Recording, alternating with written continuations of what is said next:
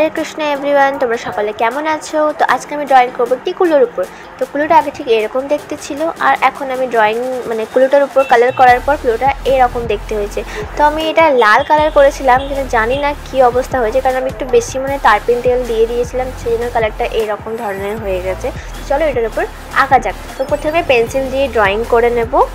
এখানে আমি একটা বড় বইয়ের চিত্র অঙ্কন করেছি, তো যেহেতু এটা বোঝা যাচ্ছে না, তো সেই জন্য এই এঁকেছি, ওর উপরেই চকের আউটলাইন করে নেব।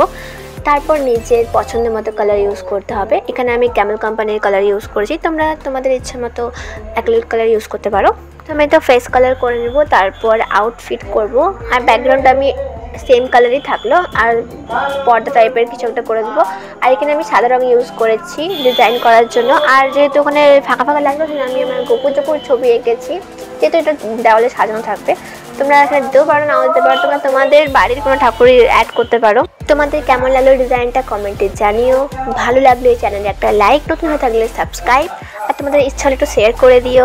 By bye, take care.